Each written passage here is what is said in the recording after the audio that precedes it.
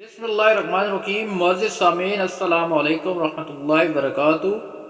سانپ اور مور کو جنت سے کیوں نکالا گیا؟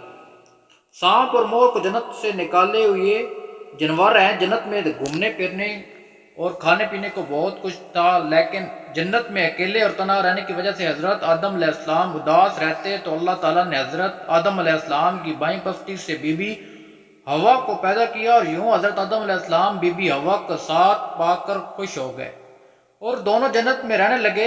اللہ تعالیٰ نے ان سے کہا کہ اگر تم جنت میں رہنا چاہو تو کھاؤ پیو گھومو پھرو، لیکن خبردار اس درخت کے قریب مت جانا اور نہ اس کا پھل کھانا۔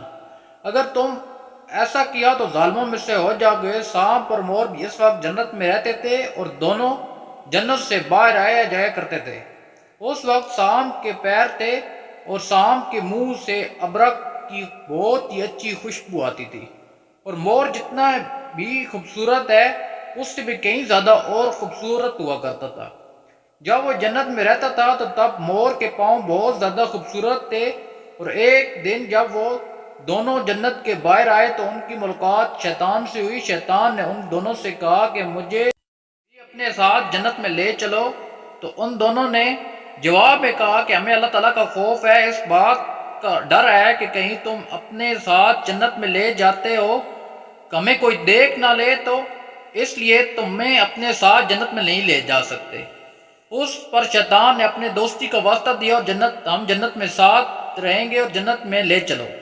مور نہ مانا، لیکن شیطان نے ان کا دائمی زندگی کا خواب دکھایا، جس پر سانپ مان گیا، اور سانپ نے شیطان کو مشورہ دیا کہ تم میرے منہ میں بیٹھ جاؤ اور میں تمہیں جنت میں لے کر جا کر اگل دوں گا، اس طرح تمہیں کوئی نہیں دیکھ سکے گا۔ خیر، سانپ نے شیطان کا منہ میں جنت لے کر جا کر اگل دیا۔ اس طرح شیطان دوبارہ جنت میں داخل ہونے میں کامیاب ہو گیا۔ شیطان نے جنت میں حضرت آدم علیہ السلام اور بی بی ہوا سے ملاقات کی اور ان سے کہا کہ میں تمہارا خیر خواہ ہوں، تم نے جنت میں ابھی تک اس پھل کو کیوں نہیں کھایا؟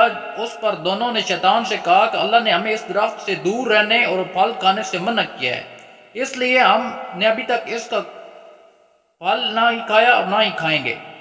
جب حضرت آدم علیہ السلام سو گئے تو شیطان اما ہوا کے پاس آیا اور انہیں بہکانے لگا کہ اللہ تعالیٰ نے تمہیں پھل کھانے سے اس لیے منع کیا ہے کہ کہیں وہ پھل کھانے کے بعد تم نہ مرنے والے بن جاؤ گے اور ہمیشہ کے لیے جنت میں رہنے لگو گے۔ پھر حضرت بی بی ہوا نے شیطان کے بہکاوے میں آ کر اس درخت کا پھل کھا لیا، اور حضرت آدم علیہ السلام سو کر اٹھے تو بی بی ہوا نے انہیں بھی اس درخت کا پھل کھانے پر مجبور کیا، اور وہ پھل حضرت آدم علیہ السلام کو بھی کھلایا۔ جیسے ہی دونوں نے اس درخت کا پھل کھایا تو ان کا جنت کا لباس اتر گیا۔ تبھی اللہ تعالیٰ نے دونوں سے کہا کہ میں نے تمہیں اس درخت کے پاس جانے اور اس کا پھل کھانے سے منع کیا تھا، لیکن تم دونوں نے میری بات نہیں مان کر اور اس درخت کا پھل کھا کر اپنی جان پر بہت ظلم کیا ہے۔ تبھی حضرت آدم علیہ السلام اور بی بی ہوا کو اپنی غلطی کا احساس ہو گیا اور انہوں نے اللہ تعالیٰ سے غلطی کی معافی مانگی۔ اللہ تعالیٰ نے انہیں معاف فرما دیا اور ان دونوں کو جنت سے نکال کر زمین پر بھیج دیا اور فرمایا زمین پر ایک خاص وقت تک تمہارا ٹھکانہ ہے اور تم زمین پر ہوں گے۔ اللہ تعالیٰ نے شیطان کو جنت میں لے کر جانے پر مور کی خوبصورتی چھین لی، اور جن پیروں سے وہ شیطان کو جنت میں لے کر آیا تھا انہیں بدصورت بنا دیا۔ جبکہ سانپ نے مور کو شیطان کی مدد کا مشورہ دیا تھا، اللہ تعالیٰ نے اس کے منہ سے ابرک کی خوشبو چھین کر سانپ کے منہ میں زہر بھر دیا، اور سانپ کی ٹانگیں چھین کر مور اور سانپ کو جنت کی اس خوبصورت جگہ سے ہمیشہ ہمیشہ کے لیے نکال دیا۔